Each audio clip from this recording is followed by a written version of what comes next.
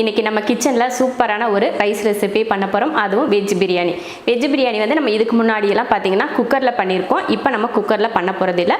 இன்ஸ்டன்ட்டா ஒரு வெஜ் பிரியாணி தான் இன்னைக்கு நம்ம கிச்சன்ல பண்ண போறோம். வாங்க அது எப்படி பண்ணலாம் அப்படிங்கறத பார்க்கலாம். ஃபர்ஸ்ட் ரைஸ் வேக வைக்கிறதுக்கு இந்த டம்ளர்ல ஒரு டம்ளர் பாஸ்மதி அரிசி 20 நிமிஷத்துக்கு மேலேயே ஊறிட்டு இருக்கு. இதை தான் இப்ப வேக வச்சு எடுக்க போறோம். இப்போ ஸ்டவ் ஆன் பண்ணிக்கலாம். முன்னாடியே நான் வந்து ஒரு பாத்திரத்தில் தண்ணி ஊற்றி வச்சுருக்கேன். இதில் ஒரு 3/4 பாத்திரம் அளவுக்கு தண்ணி ஊற்றி வச்சுருக்கேன். ஏன்னா ரைஸ் வந்து கொஞ்சம் நல்லா வேகணும் இல்லையா, அதுக்காக கொஞ்சம் தண்ணி அதிகமாகவே சேர்த்துருக்கேன். ஒரு அகலமான பாத்திரமாக எடுத்துக்கோங்க. தண்ணி கொதிக்கட்டும், அதுக்கப்புறம் அரிசி சேர்த்துடலாம். இப்போ தண்ணி கொதிக்க ஆரம்பிச்சிருச்சு. அரிசியை இதில் சேர்த்துக்கலாம். அரிசியை ஊற வச்சு இந்த மாதிரி சேர்த்துக்கோங்க. ஊற வச்சா தான் சாதம் வந்து சாஃப்டாக இருக்கும், இல்லைன்னா ஒரு மாதிரி குச்சி மாதிரி இருக்கும். அரிசி போட்டதுக்கப்புறம் இதில் வேறு அந்த பட்டை கிராம்லாம் போடுவோம் இல்லையா, அதெல்லாம் போட தேவையில்லை. வெறும் எண்ணெய், ஒரு ஸ்பூன் எண்ணெயும் கொஞ்சம் உப்பு மட்டும் சேர்த்துக்கிட்டால் போதும். ஒரு ஸ்பூன் அளவுக்கு எண்ணெய் சேர்த்துக்கோங்க. அப்புறம் உப்பு எல்லாம் போட்டு விட்டாச்சு. அரிசி போட்டாச்சு. உப்பும் எண்ணெய் மட்டும்தான் அதில் சேர்த்துருக்கேன். அதே போல் அரிசி வேக வைக்கிறது வந்து நல்ல குலைவாக வேக வைக்கக்கூடாது. நம்ம ஃப்ரைட் ரைஸ்லாம் பண்ணுறதுக்கு வேக வைப்போம் பார்த்தீங்களா, அந்த மாதிரி 3/4 பக்குவத்துக்கு வேக வச்சு எடுத்துக்கலாம். இப்போ ஒரு 3லேருந்து ஒரு 4 நிமிஷம் கிட்ட வெந்துக்கிட்டால் போதும். அதுங்களே ரெடி ஆயிரும். அதுக்கப்புறம் எடுத்து வச்சுட்டு நம்ம தாளிச்சிக்கலாம். ரைஸ் வேக வச்சு வெந்துருச்சு பாருங்கள். இந்த அளவுக்கு வேக வச்சு எடுத்திருக்கேன். ரொம்ப குலைவாக வேக வைக்கக்கூடாது.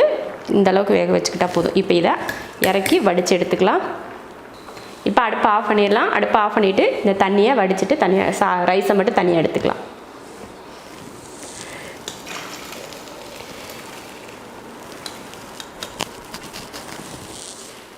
இப்போ ரைஸ் வந்து வேக வச்சு தண்ணியை வடித்து எடுத்தாச்சு. நம்ம குக்கரில் வந்து எப்பயுமே சாப்பாடு பண்ணுவோம் பார்த்தீங்களா, அந்த மாதிரி சாப்பாடில் இந்த மாதிரியும் பண்ணிக்கலாம். நான் வந்து பாசுமதியில் பண்ணால் நல்லாயிருக்கும் அப்படின்றதுக்காக தான் வேக வச்சு எடுத்திருக்கேன். நீங்கள் வீட்டில் நார்மலாக எப்போயுமே சாப்பாடு பண்ணுவோம் பார்த்தீங்களா, அந்த மாதிரி ரைஸில் கூட இந்த மாதிரி இன்ஸ்டண்ட்டாக வெஜ் பிரியாணி நீங்கள் பண்ணிக்கலாம். இப்போ வந்து ஸ்டவ் ஆன் பண்ணி தாளித்து விட்டுறலாம். இந்த மாதிரி ஒரு பாத்திரம் வச்சுக்கோங்க, இல்லைன்னா கடாய் கூட நீங்கள் வச்சுக்கலாம். இப்போ இதில் எண்ணெய் ஊற்றிக்கலாம். எண்ணெய் காஞ்சதுமே 3 துண்டு பட்டை, 3 கிராம்பு, 3 ஏலக்காய், அப்புறம் கொஞ்சம் பிரிஞ்சலை, அடுத்து ஒரு பெரிய வெங்காயத்தை நீளவாக்கில் கட் பண்ணியிருக்கேன், அதையும் சேர்த்துக்கலாம். பச்சை மிளகாய் 3. இப்போ இதை வதக்கிடலாம். நல்லா பொன்னிறமாக வர வரைக்கும் வதக்கிக்கோங்க. வெங்காயம் இந்த அளவுக்கு நல்லா பொன்னிறமாக வதங்கினதுக்கப்புறம் தக்காளி சேர்த்துடலாம். ஒரே ஒரு தக்காளி, அப்புறம் புதினா மல்லித்தலை, காலிஃப்ளவர் கொஞ்சம். காய் வந்து உங்கள் விருப்பத்தை பொறுத்து சேர்த்துக்கோங்க. காலிஃப்ளவர், கேரட், அப்புறம் பீன்ஸ். அடுத்து பச்சை பட்டாணி நான் உப்பு போட்டு வேக வச்சு எடுத்திருக்கேன், அதையும் சேர்த்துக்கிறேன்.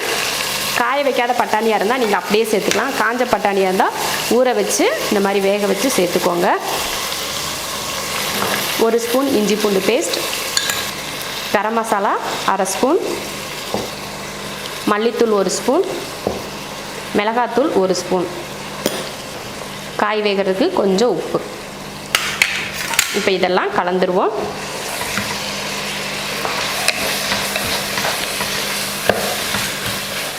இதெல்லாம் கலந்து விட்டுருங்க நல்லா. இது போல் நல்லா எண்ணெயில் 2-3 நிமிஷத்துக்கு இந்த மாதிரி கலந்து விட்டுக்கோங்க. அடுத்து ஒரு 2 ஸ்பூன் அளவுக்கு தயிர், அடுத்து 1/2 லெமனை புழிஞ்சுக்கோங்க. தயிரும் லெமனும் ஊற்றிட்டு நல்லா கலந்துருங்க.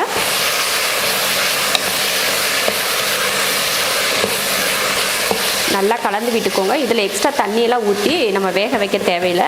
ஏன்னா கேரட், பீன்ஸு, அப்புறமா காலிஃப்ளவர்லாம் வந்து சீக்கிரமாக நம்ம வதக்குறதுலேயே வெந்துடும். அதனால அதிகமாக தண்ணி ஊற்றியெல்லாம் வேக வைக்காதீங்க. அப்படி வேகாது அப்படின்னு தோன்றப்போ உங்களுக்கு நம்ம கையில் 2 கையளவுக்கு தண்ணி சேர்த்துக்கோங்க. இல்லைன்னா டம்ளர் எடுத்துக்கிட்டிங்கன்னா ஒரு 1/2 டம்ளர் தண்ணி அளவுக்கு சேர்த்துக்கோங்க. அளவுக்கு அதிகமாக சேர்க்க வேணாம். பாருங்கள், தண்ணி ஊற்றி இந்த அளவுக்கு தான் தண்ணி இருக்கணும். நிறைய தண்ணி ஊற்றிடக்கூடாது.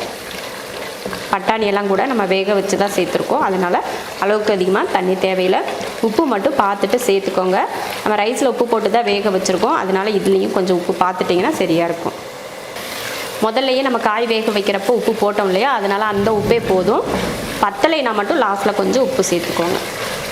இது ஒரு 2 நிமிஷத்துக்கு வேகட்டும். அதுக்கப்புறமா நம்ம ரைஸ் சேர்த்துக்கலாம். காய் நல்லா வதக்கி விட்டு நல்லா வெந்துருச்சு. இப்போ இதில் நம்ம வேக வச்ச அரிசியை சேர்த்துருவோம். நல்லா குலைவாக வேக வைக்காமல் கொஞ்சம் உதிரியாக இருக்கிற மாதிரி வேக வச்சு எடுத்துக்கோங்க. இப்போ அடுப்பை சிம்மில் வச்சிடணும். சிம்மில் வச்சுட்டு இதை கிளறி விட்டுறலாம்.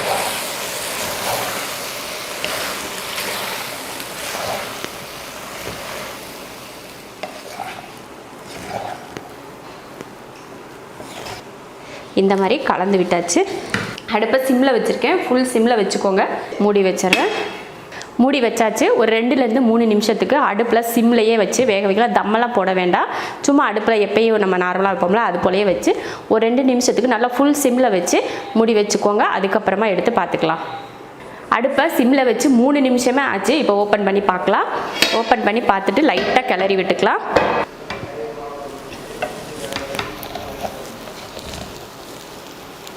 சூப்பரான ஒரு பிரியாணி ரெடி ஆயிடுச்சு பாருங்கள். லைட்டாக மேலே மல்லித்தலை தூவிடலாம். மல்லித்தலை தூவிட்டு அடுப்பை ஆஃப் பண்ணிடுவோம். அவ்வளோதான். இதுக்கு மேலே நம்ம எதுவுமே சேர்க்க தேவையில்லை. ரொம்ப அருமையான வெஜ் தம் பிரியாணி ரெடி ஆயிடுச்சு. அருமையான பிரியாணி பாருங்கள், இவ்வளோ சூப்பராக ரெடி ஆயிருக்கு.